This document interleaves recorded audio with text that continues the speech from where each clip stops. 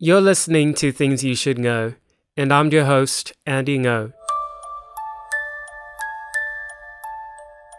In this episode, I interview Wilfred Reilly, an associate professor of political science at Kentucky State University and the author of the new book, Crime Hoax: How the Left is Selling a Fake Race War. Professor Reilly has compiled a dataset of hundreds of American hate hoaxes from recent years, contradicting the progressive claim that they're extremely rare.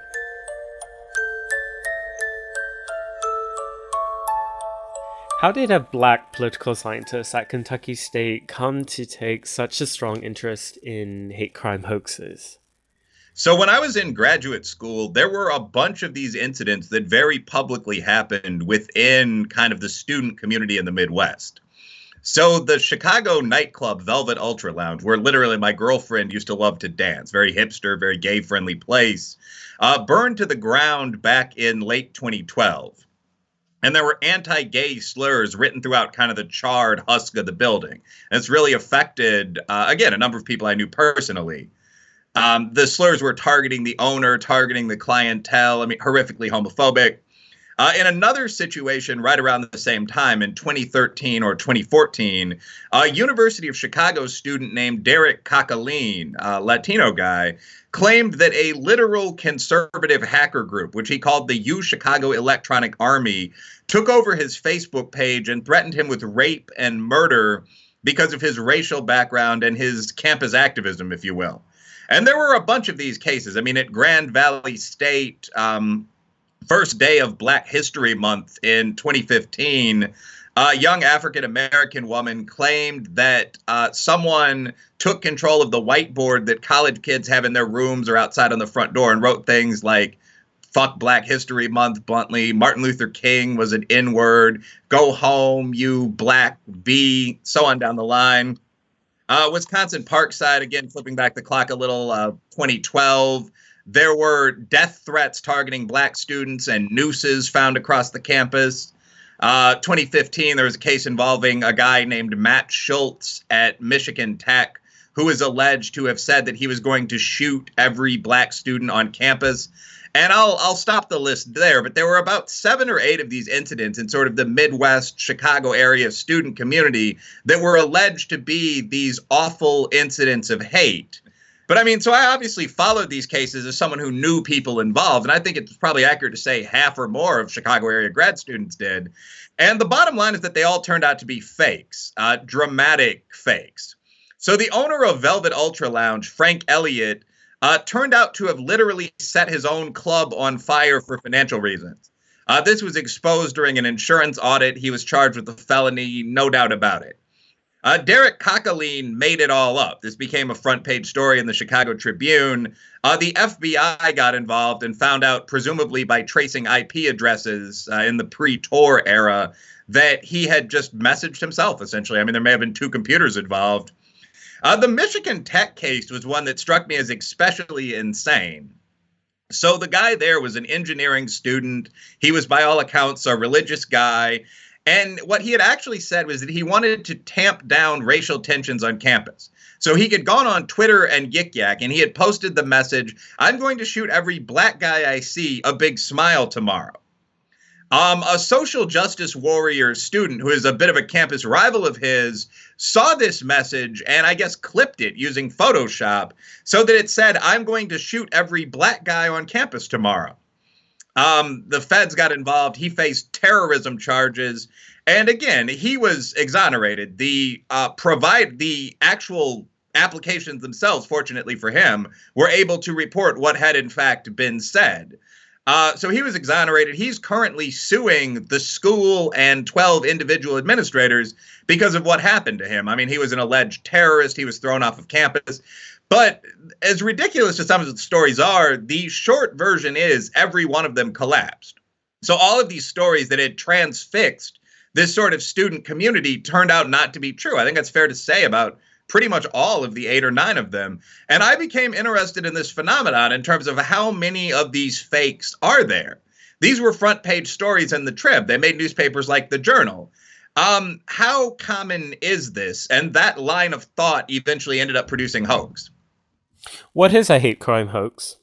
So, I mean, to put that in one sentence, an incident where someone says that they or someone else were victimized because of hatred, where that turned out not to have happened, to have been falsified. That's a hate crime hoax.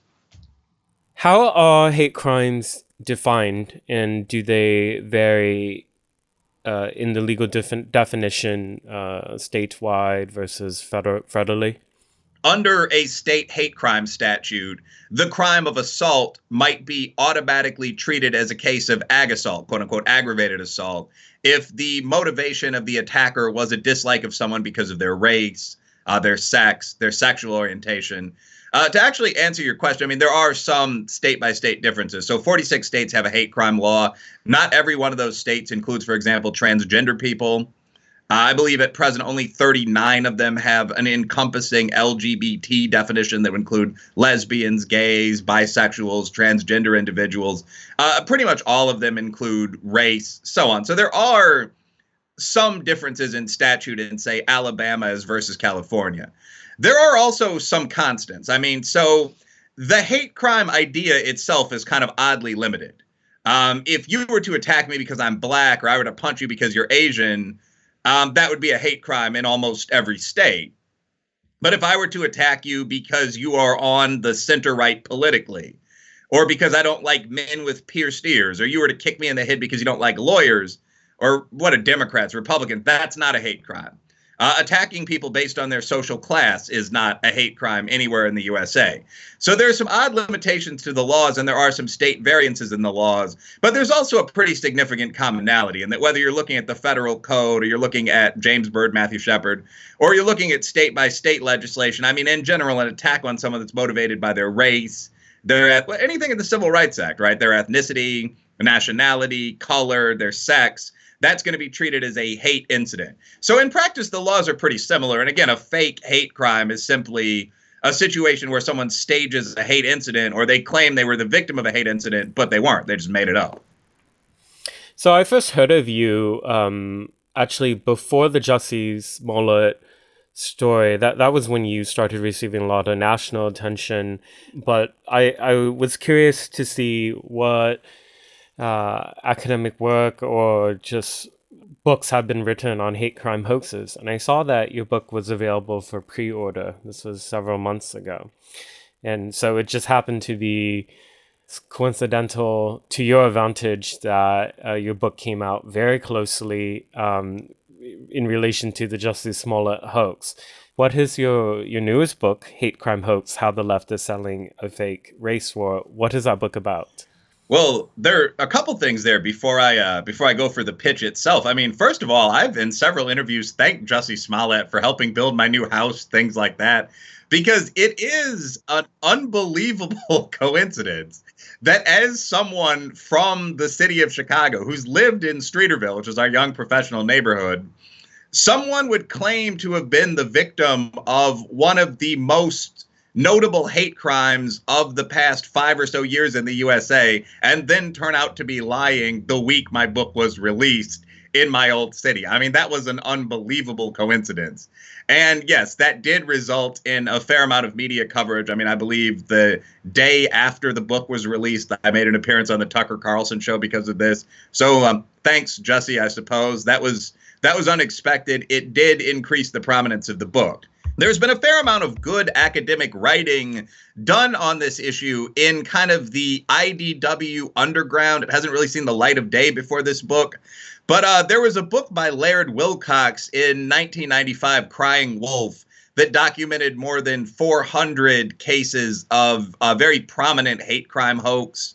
Just for whatever reason, quote unquote, never saw mainstream media attention in the pre-cable news, pre-social media era. There have been lists of these hate hoaxes that number in the hundreds or the thousands that have been kept up by mostly, college graduate students, adjunct faculty for now more than a decade. I certainly used www.fakehatecrimes.org. There's the fake hate map. There are subreddits devoted to this theme, to very high profile, for example, allegations of sexual assault or racial crime from really both sides that turned out to be fakes. Again, hundreds on each one. In terms of what the book breaks down, it's simply a summary of my argument that grew out of my own experiences, and that is that there is a fairly significant amount of hate crime hoaxing in the USA.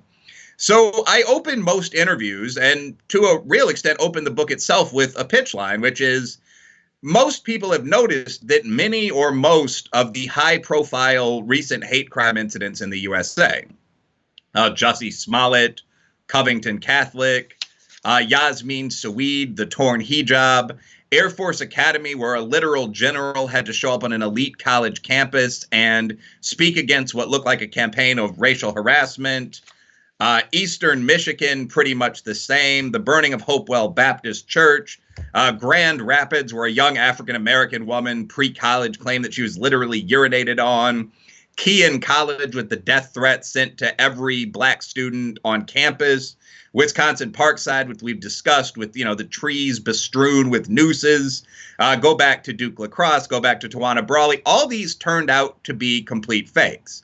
So the intro of the book is sort of a discussion of incidents like this. And I then expand to the point that this is much, much more common than, a handful of anecdotes. So to put together the book originally, I compiled a data set of 409 confirmed hate crime hoaxes. Again, mostly serious, prominent cases, broken down over 5 years or a little more. I mean, there were some classic cases on the list. But I put together a data set of hundreds of these cases. I illustrate more than 100 of them in the book. So I make the point, this isn't something that's being made up on some subreddit somewhere, some fantasy on the center right. This is an actual thing that's occurring. And then as a political scientist by background, with a lot of quantitative training, some training in political psychology, I look at the question of why this is, why people are doing this. And what did you find? So the individual hate hoaxer very often is motivated by a desire for, attention to be paid to them or to a cause that they support. Many of these people refer to themselves as calling attention to a real problem, even though they themselves are doing something fake. Many hoaxers are motivated by money. So one of the most common arenas in which we see hate crime hoaxing is insurance fraud. A case that appears in the book is Continental Spices Cash and Carry, which was a popular business in Washington state that sold Indian and Middle Eastern foods. The owner had been going through a business lag following the recession some time back, wasn't making enough sales to cover the note on his business, so he set the business on fire. And throughout the building wrote things like Arab go home because he assumed at first correctly that would speed up the insurance audit, make him a sympathetic character. So attention, notoriety, cash. People fake hate crimes for the same reason that I think people commit most crimes. But the secondary level of analysis here is why these cases so often become so internationally famous, or at least nationally famous. And I don't think that we can ignore the fact that America has an extraordinarily entrenched grievance industry by this point. Yeah, entire sectors of society, from affirmative action 52 years after its inception to minority set-asides. I often joke on the radio that I could buy a radio station for about half price. That is accurate as a black man. To the massive budgets for these institutional activist groups. Southern Poverty Law Center has a well-invested endowment of, it's up to $437 million. All of that depends on this idea that there is substantial ethnic conflict in the USA. But I don't think today, without minimizing those few real racists that we all hate, you and I are both opponents of the alt-right, but without minimizing that, I don't think that there's a great deal of evidence that that thesis is true. The wealthiest groups in the country are Japanese Americans, Nigerian Americans, Indian Americans, Korean Americans. We desegregated in 1954, Civil Rights Act 1965. So I think there's often a bit of a struggle for those that are trying to illustrate bigotry in terms of finding enough cases to support their thesis. The demand for bigots to some extent really exceeds the supply. So I think that whenever you see what seems to be one of these cases of brutal hate, there are going to be people that jump on it and seize it and use it as an illustration of, look, nothing has changed, write me a check. So I think that's going to be generally supported by the mainstream kind of centrist mass media, which is, but by centrist, I mean popular, which leans obviously fairly significantly left. So CNN, MSNBC, and so on often take stories like this and run with them. So I think there are two levels. People falsify hate crimes because they want attention. They want to be seen as a victim on a college campus, which itself is an interesting phenomenon. They want money. But I think the stories become famous because they play into a narrative that millions of people are literally and figuratively invested in. And I call that the continuing oppression narrative, the CON, the narrative of ongoing ethnic warfare in the USA. Well, I've always had an interest in this subject of hate crime hoaxes. Living in Portland, I see the ideology of victimhood really mainstreamed, and it makes people extremely credulous to outrageous stories that anybody who has any critical thinking skills should be skeptical of.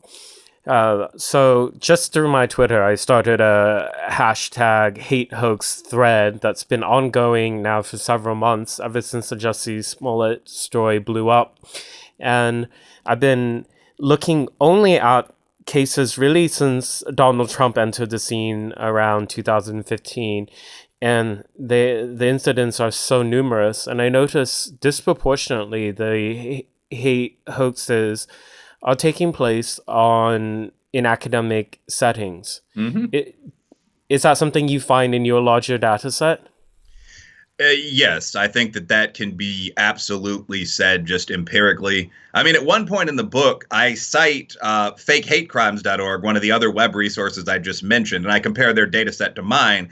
And one of the things that I find is absolutely astonishing, as I recall, it was 95 of the first 260 cases on that site, which is almost equivalent to my data set. There's a lot there. So more than a third of them, almost half of them, took place on a college or university campus. As I recall, senior high schools, discipline-specific graduate schools, they weren't included in that at all. So about 100 out of 260 took place on a college campus. And I think that's a fascinating phenomenon to look at in terms of why is the campus so susceptible to this? What have they done specifically to create this kind of hothouse environment? I think we probably both have some theories there. Yes, and what do you hypothesize might be some reasons why this is a phenomenon that's happening across not just universities in America, but you see it actually across the continent, in Canada as well? So one of the things you see if you read the psychological journals is that if you constantly keep telling people to be aware of something, they will be, whether it exists or not.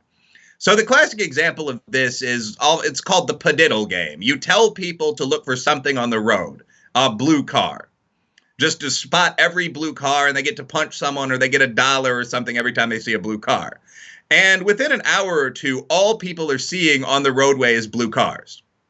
They're ignoring vehicles of other colors. They're pointing at blue cars in other lanes because they want a reward for having seen a blue car. And this phenomenon exists much more intensely when it comes to things that matter to human adults, sexual cues. So the one we're talking about here is bigotry. So if you teach people that bigotry is everywhere, especially, ironically, if you're in a situation where there's almost no real bigotry, so you don't have a benchmark like a white and a black guy fighting with sticks by which to define bigotry. You're just told bigotry is everywhere. It's evanescent. You rarely exactly see it.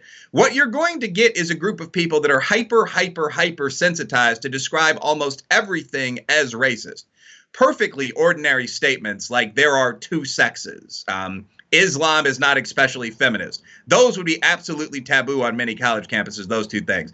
So that's going to be point one. And point two, people are going to be tempted to drum up bigotry or go looking for bigotry when they don't see any. So I think that the collective Munchausen syndrome description is probably correct, that you have people in a situation where they're constantly told by professors of very often the top 10 disciplines on campus, Black studies, women's studies, sociology in some schools, post-colonial studies, peace theory, we have whiteness studies now, that this constant conflict is a reality and that it's up to each person to find it and identify it when they find it.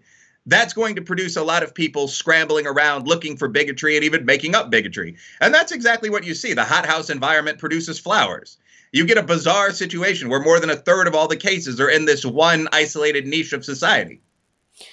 What are the telltale signs or patterns that are found in hate crime hoaxes?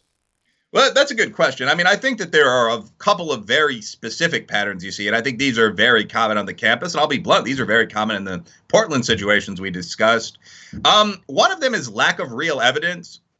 This is one of the most notable things about the Jussie Smollett situation. If you really look at it from a political science or a law enforcement / criminology perspective, Chicago is probably the most surveilled city in the world after London. There are cameras on every damn building. I mean, I've driven through Chicago fast on the way to meetings and gotten 3 tickets. And Jussie Smollett claimed that he was attacked outside by 2 white supremacists wearing bright red MAGA hats, and there was no video of this available at all. I mean, he must have ducked into one of the very few, hook up and buy drugs alleyways in that whole region of the city that wasn't loaded with cameras. He must have scanned it out before. So, lack of any real evidence in the modern upper middle class tech environment is a very clear one. If someone says they were beaten on campus, where's the video? Where are the witnesses? Did they make a call into the police? So on. I think a second piece of evidence is just an unlikely cinematic story. So I'm gonna walk through the Smollett one again. Please correct me if I'm wrong, because we both studied the case. But this is a guy who said that on the coldest day of the year, it was a polar vortex blizzard in Chicago. He was walking home and he was set upon by 2 Trump supporters or neo-Nazis. They were wearing patriotic ski masks. He at first said, I don't know what that means, an eagle or something. But he could tell they were white despite that. They were wearing bright red Donald Trump MAGA hats. They had a rope with them. They had a knotted rope, 10-foot noose. They had a gallon bottle of bleach. When they saw him, they immediately identified him as that Empire N-word, because, of course, Empire is the #1 show among deep rural Trump supporters. They started chasing him. They catch him, but he fights both of them off. He never drops his tuna sub during the entire incident. And then after he finally permanently gets away, somehow he makes his way to the vestibule of his building. He's still got the noose around his neck and he's weeping. That was his description of the incident, almost verbatim. He might have said shaking instead of weeping. But I mean, when you hear a story like that, I think it's reasonable to ask questions. How many Trump supporters are there in downtown Chicago? That's a region that went 83% for Ms. Clinton. How many of them are big fans of Empire? How many people can walk around a big city club district wearing right-wing patriotic gear and carrying a noose without getting noticed? So one of the things you notice with hate hoaxes is very often people are preaching to the choir. What they're really doing is targeting people that they know are already going to be inclined to listen to them on the far left or in a few cases on the alt-right. So they tell a ridiculous, nonsensical story that sounds nothing like a real street fight. So 1, no evidence. 2, cinematic story. 2 other things that I notice are intense history of previous activism. So I would frankly be more suspicious of a national coordinator for, say, CARE, the Council for American Islamic Relations, who claimed that they had been the victim of an Islamophobic hate crime. Then I would be skeptical of an ordinary grocer's daughter who said this walking home in a tough integrated neighborhood. So you often see activists with a long history of making claims like this or similar ones. During the course of the book, I found out that Rachel Dolezal had at various times made about 9 probably false hate crime accusations to different police departments. So previous activism is an issue. Another thing that I notice is a demand for money or violence in the wake of the crime. In incidents that turn out to be fake, you very often see the ubiquitous GoFundMe spring up within a couple of days. This is a great time for you to give just $50 to contribute to the cause of blank city Antifa. That's not something you see in real cases. If someone really is jumped by 2 people, all they're going to do is call the police and then go home or to the gun store. So when you see a bizarre cinematic story, when you see no real evidence, a lack of willingness to cooperate with the police, a history of previous activism on left or hard right, a demand for money, you're probably looking at a fake, in my opinion. And what's that tell you that so many educated and powerful people jumped on this Jussie Smollett story in the beginning and believed him? Well, I think it tells you that we all have narratives that we believe in. I mean, the continuing oppression narrative, what I just broke down, we've been roughly integrated since 1965, but entire systems like affirmative action depend on the idea of conflict. There are people who will greet each incidence of renewed conflict with essentially applause and smiles. Look at Al Sharpton's face sometime when one of these race violent stories comes out. He's not frowning, he's grinning. I think that this background narrative is very, very, very common in the American upper middle class, to the extent that it sometimes dominates all other narratives. So I think that this is extremely prevalent, this sort of being politely woke just because almost everyone around you is. I think if you're used to hearing these stories of mostly fake oppression, and someone comes out with a fake but passionate story of oppression, you're probably going to say, isn't it terrible that he was oppressed? And that was the reaction to Jussie Smollett. Very few people said, no, this is patently ridiculous. There aren't Nazis with ropes walking around Chicago at 2 o'clock in the morning during a winter blizzard. But obviously, the second reaction is the saner of the two reactions. Yeah, it's important to mention that these attackers allegedly said this is MAGA country.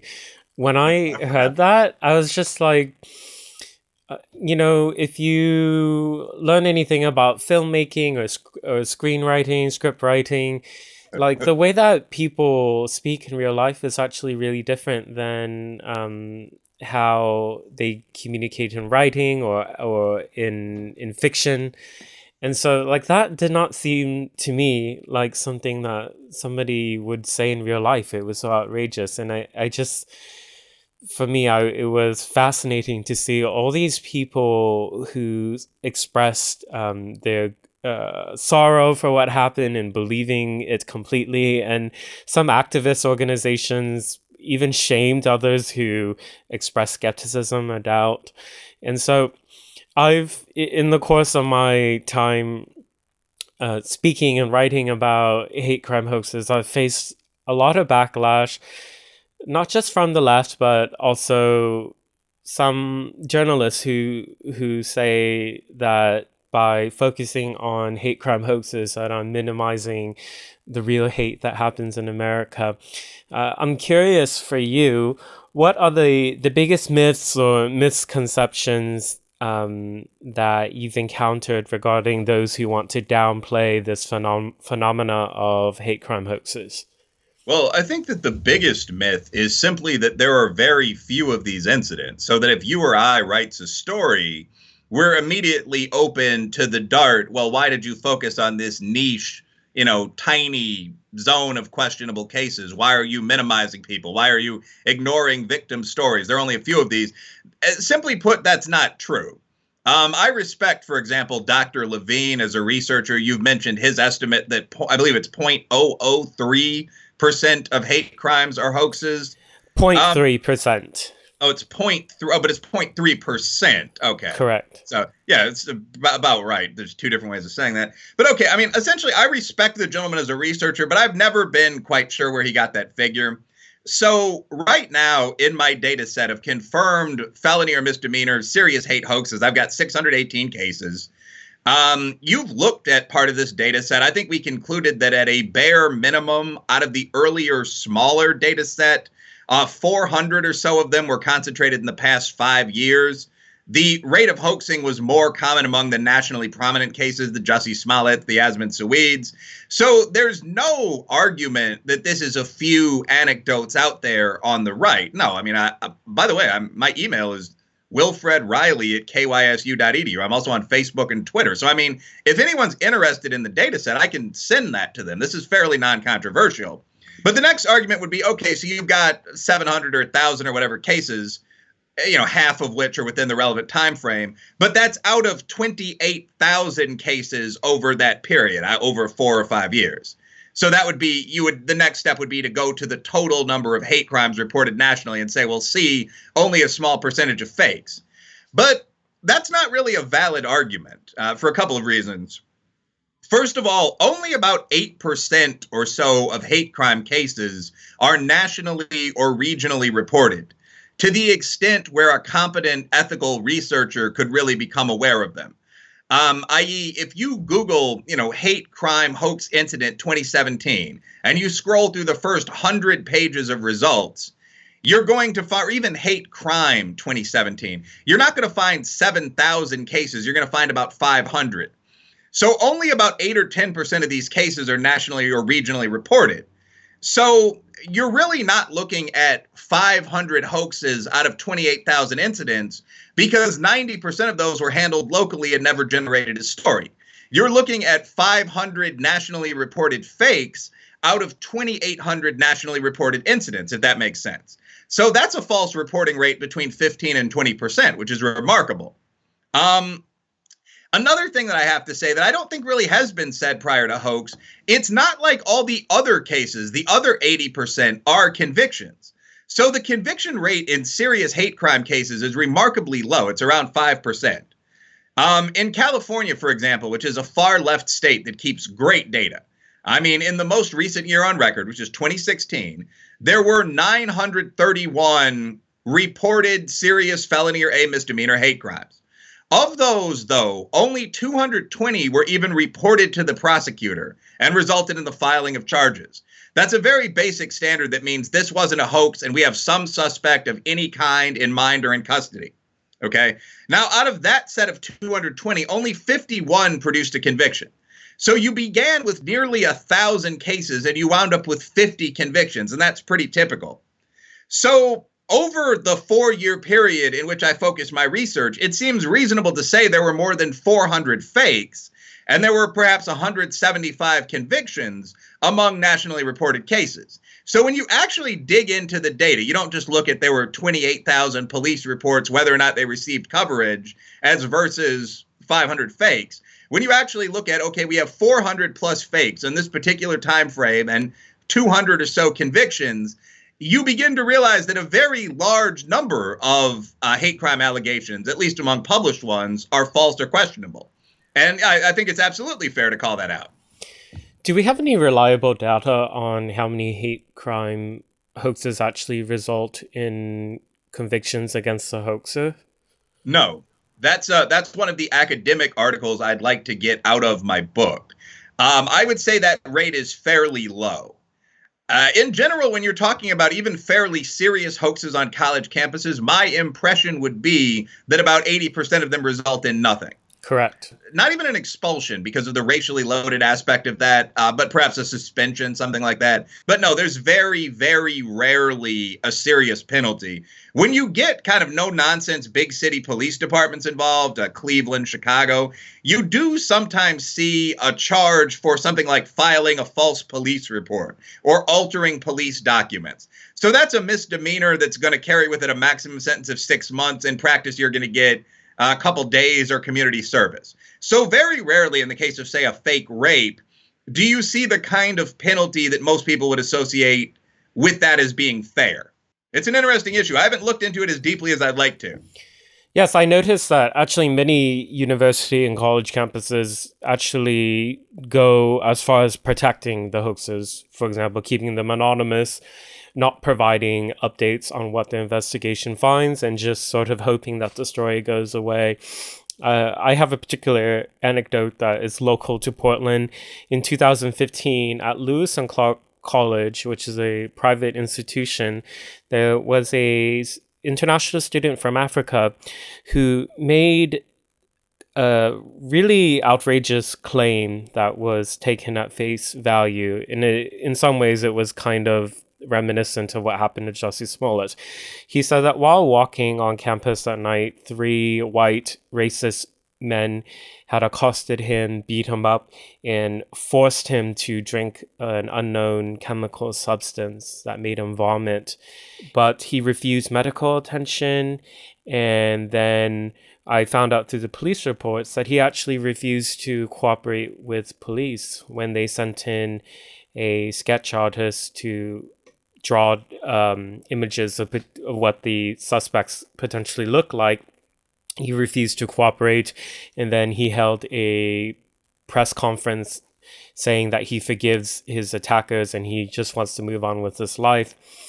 And the story just sort of went away, even though this sparked major protests on campus and it spread to other campuses in the area. That was when I was starting back in my in university. and there were protests at Portland State related to the so-called hateful climate in the city. It seems like there's a desire on the by administrators to shield their hoaxing students from either the police or the public.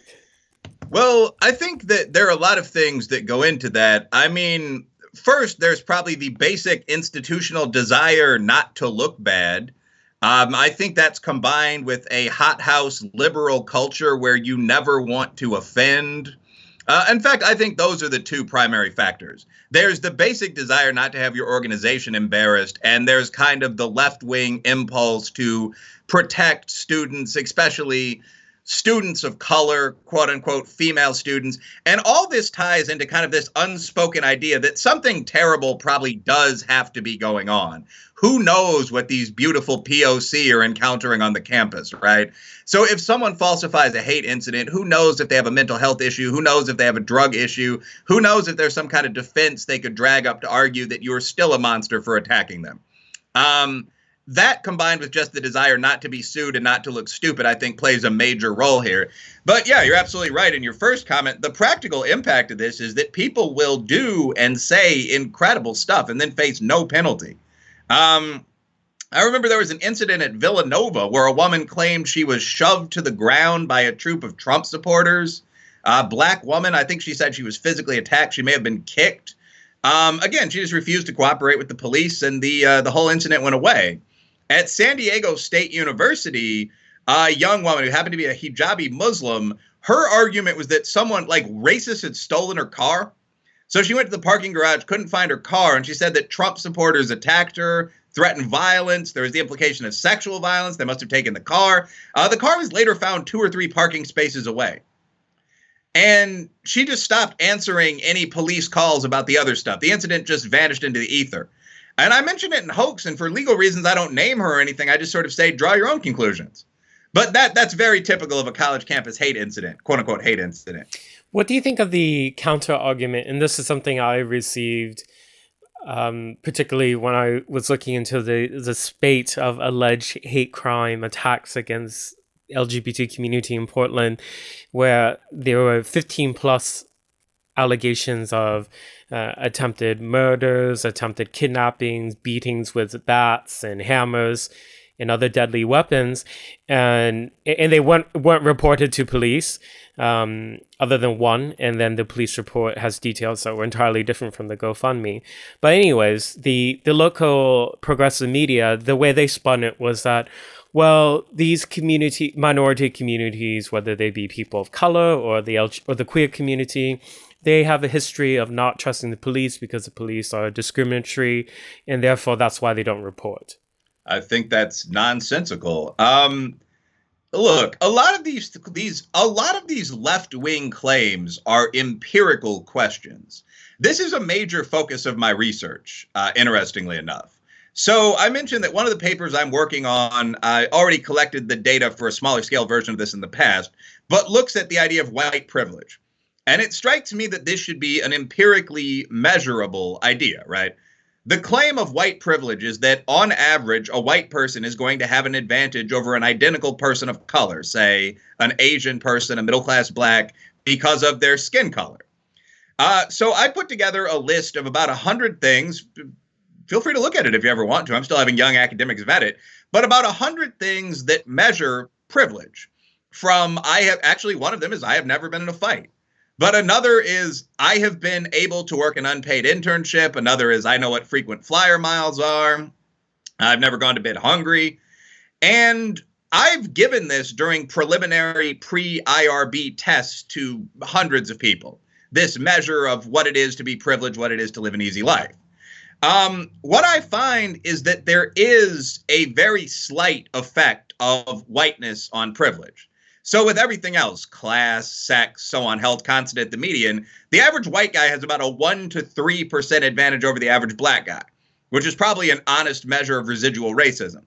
But what I find is that a whole bunch of other things, if you're looking at a 100-point scored privilege scale, standard privilege scale, social class, attractiveness, IQ, family background, being from a city rather than a small town, affect privilege a great deal more than whiteness does, if that makes sense. So if someone says there's an empirical reality called white privilege, where almost all whites have an advantage over almost all people of color because of their skin color, I can just point to this data and say, well, no, that's not true. With everything else adjusted for, I mean, we see that 3% effective racism, and that's terrible. But we also see that X, Y, and Z are more influential than whiteness. This strikes me as somewhat similar. You can't just defend idiotic behavior on the part of people that are part of the left-wing coalition by saying, well, racism. I mean, it's an empirical question whether blacks or gays are any less likely to report crimes to the police than whites are. And it turns out they're not. I was actually looking at this just the other day as part of prepping for my next book. How reliable is the BJS, the Bureau of Justice Statistics crime data, was one of the questions I'd been asked. And I looked through background figures relating to some of these questions we're talking about. I found that black people and Native Americans are both more likely to call the police if they're the victims of a crime than whites are. Hispanics, possibly because of legality issues, are a little less likely. But I don't want to get too wonky here. The point is you can't just make an excuse for everything that is essentially saying oppression. If you argue that blacks are less likely to call the police than whites, especially in a black neighborhood where you're going to have a black sergeant, a reporting captain probably, you're going to have to show evidence that that's true. And evidence like that is never shown because it doesn't exist. I think that in general, even if you want to say, okay, we'll give a little more leeway, 5%, because we recognize history. In general, the non-postmodern viewpoint here is accurate. We can look at behaviors like telling a ridiculous story and then refusing to talk to the police and say that indicates to me that X is lying. I don't see how any sane person could disagree with that.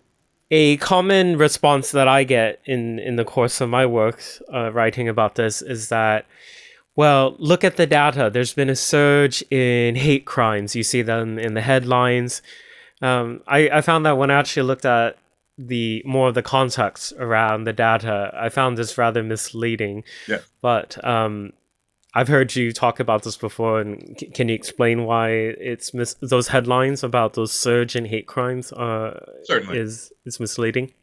Yeah. So there are a couple things here. First of all, what you see in the headlines in the mainstream center-left mass media has absolutely nothing to do with what's going on in the country. I don't think that the media on the right, by the way, Fox in primetime and so on, is dramatically better. This is a point about sensationalism. But I mean, almost none of the issues that I care about, interestingly enough, mass suicide among our veterans. I went to a working class high school. Many of my friends fought in Iraq and Afghanistan. The absurd number of people that are killed each year just tooling around on the highway. It's about 45,000 people. The USA does not discuss this because of our refusal to build public transportation systems, one of the few things I'm left-wing about. So, I mean, the massive major stories in the country aren't generally covered very often by the mass media at all. And I'll answer your specific question within 60 seconds or so. But most of what's on the media front page is young child kidnapping, people eaten by sharks, whites and blacks fighting. It's just bullshit. Black Lives Matter is perhaps the best example of this. I mean, in 2015, when I really started writing for major popular presses, almost every day, you would see a young black victim of police shooting on the front page of a national newspaper. Michael Brown, Trayvon Martin, I'm sure you recall this, Freddie Gray, Alton Sterling. When you actually break down the data, it turns out that less than 1,200 people in a typical year are shot by police at all. Maybe 250 of them are black. We do have a slightly but definitely higher crime rate in the black community and have to take ownership of that. But that's also true of poor whites, recent Latino immigrants, a number of other groups, at least depending on the crime. So there are many groups overrepresented among police shooting victims. We make up less than 250 African Americans out of every 1,200, usually. Of those 250 victims, in the year that I first looked at, 2015, a total of 17 of them turned out to be actually unarmed, 1, black men, 2, shot by white officers, 3.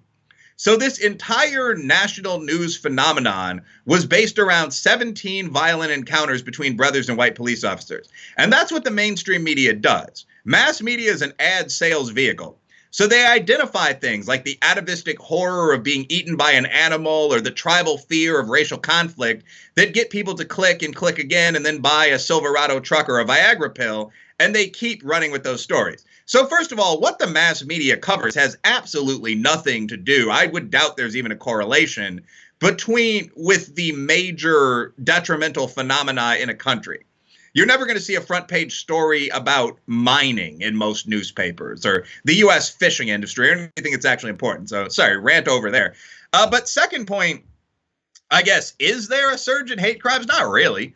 The general argument is that hate crimes increased 17% between 2016 and 2017. This is almost universally in my discipline known as the Trump surge, and people do write about it a lot. The problem with this is that between 2016 and 2017, more than 1,000 additional large police departments started reporting their data on hate crimes to the FBI.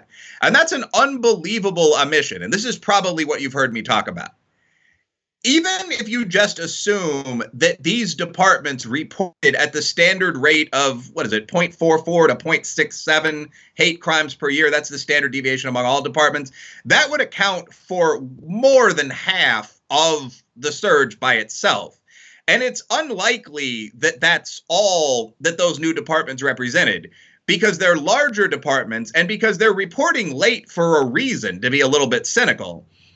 Municipalities tend to be more reluctant about sending data to the FBI if it makes them look bad. So if you have 1,000 good-sized departments that are choosing to report late suddenly coming in with their hate crime figures, my assumption is that that accounts for almost all of the surge. I mean, if you're talking about 1,000 departments, each one would have to report one hate crime in order to cover the full jump of about 1,000 hate crimes between 2016 and 2017. So reporting that without saying everything that I just did is completely dishonest. I do think that's fair to say. Would you go as far as to say that Black Lives Matter is a hoax? The basic data that Black Lives Matter's basic argument is not supported by the data to the point where I would say it's wrong, would be my sentence. Black Lives Matter argues that thousands or tens of thousands, those are both quotes from major interviews, from documents like the Platform of the Movement for Black Lives, very large numbers of Black people, let's say, are killed on an annual basis by police officers and also by white vigilantes. Let's stick with thousands. I don't know if you could substantiate tens of thousands from the platform itself. But these are things Black Lives Matter specifically says, and that is not true. I mean, as I've pointed out, the total number of Black people shot by all law enforcement officers, a figure that probably includes park rangers, in one of the busiest years on record, 2015, was 258. 17 of them were unarmed, quote unquote, innocents. So if your claim is thousands, that's simply not true. It's worth noting that even if you add all white on black crime murders specifically into that, you don't get any figure that's in the thousands. In 2015, I believe, could be wrong, the figures for black on white murders were around 500. White on black murders were 274. So people don't get murdered all that often. And when they do, it's usually by a member of their own race that they know. A person most likely to kill you is your ex-wife or husband. So if you add up 250 and 274 to get the grand total of Black people killed by lawmen, by sheriffs, by quote unquote racists, you wind up with about 500. So in contrast, of course, as you probably know, more than 7,000 Black people are killed every year by other Black people. To put that in context, the number of Caucasians, especially Hispanics, Italians, Eastern Europeans, that are killed by other whites is about 8,000. But if you choose to ignore the 15,000 figure for total murders and the 8,000 figure for murders of whites and the 7,000 plus figure for murders of blacks and so on down the line, and you just keep ignoring data until you get to the 17 figure for unarmed men killed by police, and then you freak out, I really do think you are kind of wasting the country's time. I don't think there's a substantial numerical argument for what Black Lives Matter has to say. No. In your data set, what are some other interesting patterns that you found? I noticed that there seems to be an overrepresentation of Muslim hate crime hoaxes, is there not? Well, that was one of the most striking phenomena that I've seen in the data patterns that I've been analyzing. So again, I have over 600 documented cases right now, and of those, I would say about 100 are hate hoaxes committed by specifically Muslim Americans. That is an astonishing figure when you consider that Muslim Americans make up, last I looked, 1.3% of the U.S. population. So yeah, that's that's a remarkable overrepresentation. I think it's interesting to dialogue about why that is. Because right now, Muslims seem to be in the interesting position of being a left-wing cause celeb, which is itself bizarre. No, to some extent, the modern left seems to be trying to build a French Revolution style coalition of the fringes, right? So, I mean, there's really not much that illegal aliens or illegal immigrants, if you prefer, and union workers have in common. There's not very much that feminists and transgender women have in common. There's not very much that Muslims and gay people have in common. The idea is we're all sort of opposed to Orange Man because Orange Man bad, as much as it is anything. But as part of this coalition right now, and as one of its newest members, Muslims are coming in for a lot of solicitation from especially the campus left. Are you experiencing Islamophobia? Are you experiencing hijab prejudice and so on? And I think in the context of this, a lot of Muslim individuals, obviously not most Muslims, seem to be using that status as celebrity victims to try to draw attention, gain popularity, something along those lines. So for whatever reason, Muslim Americans were very, very overrepresented. The most overrepresented group, of course, were college left-wingers. And the majority of these people were, without making too many jokes, I mean, white kids with blue hair. Almost none of these incidents occurred at HBCUs. Almost none of these incidents occurred at trade or tech schools. It's at Barnard or Wellesley or Carleton that you see some of the more dramatic fakes in the data set. So, I mean, again, you had 95 of the first 260 cases on www.fakehatecrimes.org's pages occurring on a college campus. Out of my data set of 600, I think right now you're up to almost 200 of them being college campus incidents. And again, perhaps 2% of the U.S. population is made up of full-time four-year college students. So that is the most overrepresented group of hate crime hoaxers, people primarily Caucasian on these great campuses. But Muslims are certainly overrepresented. Another interesting trend is that when whites fake hate crimes, very often they do not say they were attacked simply because they were white. They say that they were attacked because they are the equivalent of a person of color. You hear things like, I was gay and I was beaten by a black man. Or they say that they were attacked because they were allies of people of color. So the alt-right is now getting into the game, which is very troubling. But hate hoaxing seems to be a hard left phenomenon. You see it very often among Muslim Americans. You see it even more often among college students on very leftist campuses. When it involves whites, they very often say they were attacked for being too leftist or too woke. So, I mean, those are 3 points of interest. It seems to me that when those who are on the right wing or the fringe right fake bias incidents, that those stories don't resonate in the public really at all. I think that if you are a white individual who claims that you were beaten up by two black thugs and you describe them in kind of thematic format, they had gold teeth, they were carrying hammers. I think that American Renaissance, V-Dare, White Girl Bleed a Lot, Un's Review. I mean, I think there are going to be portals with millions of readers that are going to run that story. And I think for that reason, you're going to see more rightist white hate hoaxes in the future. The alt-right, by the way, I don't have a great deal of sympathy for the alt-right at all, but this isn't something new and unknown to the world. I mean, the alt-right is just a version of the nutjob social justice movement for white people, social justice for broke white guys. The idea of identity politics, that the main thing that defines you is your racial one and political two tribe, which is the core idea of the social justice left, is also the animating motive behind the alt-right. So those two aren't opposites, really, so much as they are mirror images of one another. And I think that after, 50 years of concentrated left-wing identitarianism, you're seeing among tough working-class white guys a rising rival identitarianism, which is just as bad. So I do think you'll see a dramatic increase over the next 15 years in these sort of Kekistani hate hoaxes. But I do expect this to be a primarily left-wing preserve for a while to come. Do you think it's interesting or helpful to look at the demographics of those who are alleged to be the attackers? I certainly do, and I think it's interesting to do so. I think what you see with the alleged attackers is kind of a bit of Jungian analysis into the minds of the hoaxers. So the attackers generally are archetypal enemy male warriors to an extent that's kind of funny. I mean, Jussie Smollett's alleged attackers were two big, Nordic-looking white guys in MAGA hats who said this is MAGA hunt country. They had a rope, which is the traditional symbol of anti-black oppression.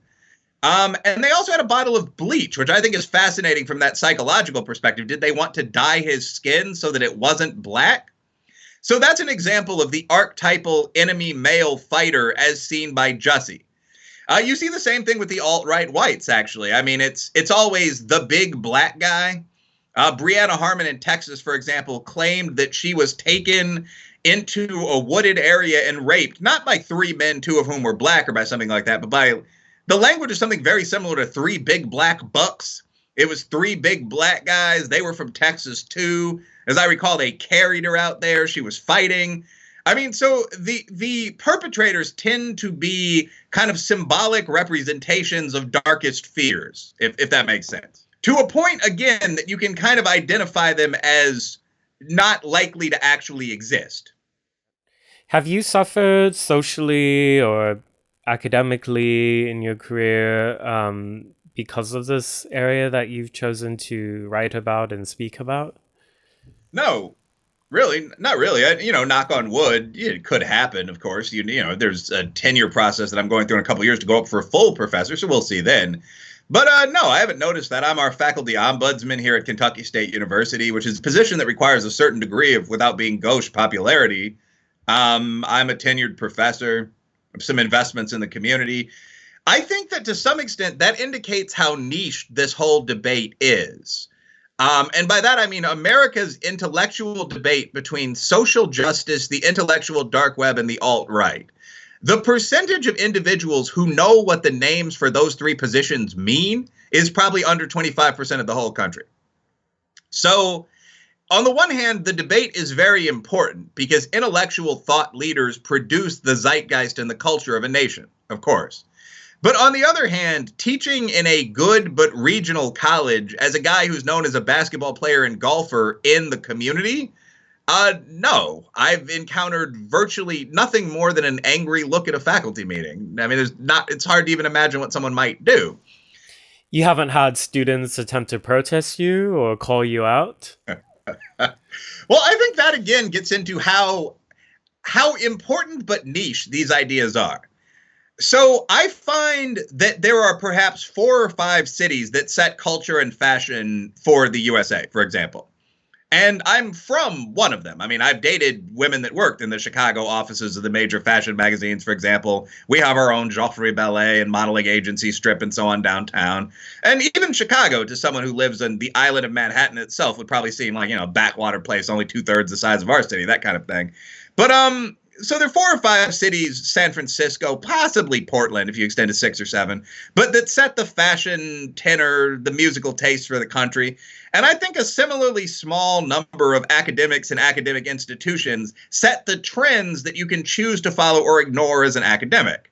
Harvard, Yale, maybe Swarthmore, something like that. What do they call it out there in California? The Claremont colleges. And I think those are the places where you see most of the protest and so on. Most of the people in the other 4,632 colleges in the country are scions of the local gentry who are going there to get a degree in agriculture. The HBCUs certainly are trendsetters, but again, they tend to be fairly conservative by Berkeley standards. There aren't any classes here with people having live sex on the stage and so on. So, I mean, we've only had one student protest here that I can remember, and the cops dispersed it pretty quickly. So I don't see any chance of students showing up at my office burning me in effigy or something like that. I mean, we have guards on the buildings and key card locked doors and so on. No, I think that happens in a few places because it's part of the identity of those places that it happened there, if that makes sense. Here, I think the president would probably expel someone that attacked one of the tenured professors. Did it surprise you that Mizzou would become such a hotspot for these accusations of racism everywhere on campus, as well as potential hoaxes? I mean, that kicked off like a lot of protests in other places starting in 2015. Well, yes, it did surprise me. I also think the example of Mizzou, by the way, is why other good regional colleges, quote unquote, aren't with the bullshit anymore. Um, at Kentucky State, at U Kentucky, at Illinois, I mean, I serve in an alumni role or a junior trusteeship role at institutions other than my own, more of an alumni role, of course. But I mean, as I said, I'm our ombudsman here. In a large number of institutions, we watched what happened at Mizzou and are trying to avoid that ever happening again. I mean, the protests at the University of Missouri did more damage to that institution than Hurricane Katrina did to Tulane. As I recall, student attendance dropped 34%. You might correct that. That was almost entirely among white students who did not want to go to a place that had that kind of climate of racial hostility. So I think there's been a backlash to that among other comprehensives and research twos and so on down the line. In terms of why that happened there, I think you had kind of a perfect storm of events where you had people, Jonathan Butler, the guy who went on his quote unquote hunger strike, was an individual who'd been there for 6 or 8 years. He was the son of a railroad magnate. So he was aware of kind of how power operates. He had swung toward the social justice left for whatever reason. The president, when all this happened, was a black gay man who got elected in part by declaring his commitment to social justice. You had a campus protest that had been going on for about 6 months in honor of the 50th, was it, anniversary of their integration at Missouri. So you had this cauldron of factors going on at once in what's normally a pretty sane campus. And then you had a couple of real incidents that occurred. And that's what kind of touched off the whole powder keg. 2 of the leaders of the football team were very social justice focused at that time, so they threatened to cancel the season. So, yeah, I was surprised that that happened at that institution at that time. But I think that many other colleges have decided bluntly that that's not going to happen at their institution. Did you look into the reporting in the Wall Street Journal by Gillian K. Melchior on... She did a profile on Jonathan Butler and cast significant doubt on some of his most explosive accusations. That was a story that came out last year. I highly recommend it if you hadn't had a chance to read it. I have not had a chance to read it. I will say that a number of people, including the sports journalist Clay Travis, have pointed out something that I also find in hoax, which is that most of the claims made during the Mizzou protests were false. So the student government president, I forget his name, began the entire cycle of protests by saying that he had been cursed at, he had been called a nigger, quote unquote, some other things, by people in the back of a pickup truck near the Missouri campus. That's what initiated the whole thing. He claimed he'd been attacked because he was black and gay. And it later turned out that, as usual, there was no traffic camera footage of all that. That was on a busy videotaped intersection. If the incident did occur, it would have occurred off campus. That area is no longer part of the Missouri campus. So that claim turned out to be probably, if not definitely, false. And that set a pattern. I mean, the same individual, the student government president, claimed that he was in communication with the National Guard because the Ku Klux Klan had been spotted on campus. And a number of people, including the president of the university, responded and said, no, you're not. You know, when the Missouri National Guard responds to disasters, they don't communicate with the SGA president. You know, sit down, young man. And so that tweet was taken down. And again, you saw someone not being punished for potentially inciting a panic for doing something pretty serious. That just went away. But this just kept happening. I mean, Butler told a number of dramatic lies. He said there had been death threats made to multiple faculty members and students on the Missouri campus, and the Department of Public Security, either for the university or the state, had to respond and say, well, no, that's not true. He also claimed that he was hunger striking because he didn't have the money to pay for medical insurance. That was very common for graduate students. It turned out his father was worth $20 million. He lived in the same Omaha neighborhood as Warren Buffett. The Missouri situation was pretty much BS from top to bottom. There was almost nothing that actually happened. The poop swastika may have happened, but the majority of those major claims turn out to be complete fantasy. The student body president of an SEC university went online. He must have tens of thousands of followers. And he said, I'm communicating with the army because Klan fighters are on campus. He was exposed as a liar by the school's executives and nothing happened. That is the phenomenon of hate crime hoax. What do you think are some potential solutions that can help stem what seems to be the real surge here, and that is the surge of hate crime hoaxes? I think that I will say one thing. Obviously, neither you nor I endorses hate. It's possible that after you adjust for the massive influx of the 1,000 large departments into FBI data, there may still be a 9% or something like that. I've seen that estimate increase in hate crime. So we all oppose hate crimes. You're not minimizing actual victims of hate crime by saying there are also many hoaxes. That said, I would agree with you that at least one of the surges here is in false accusations. How would I respond to that? I think that the simplest, bluntest answer is treat these as crimes.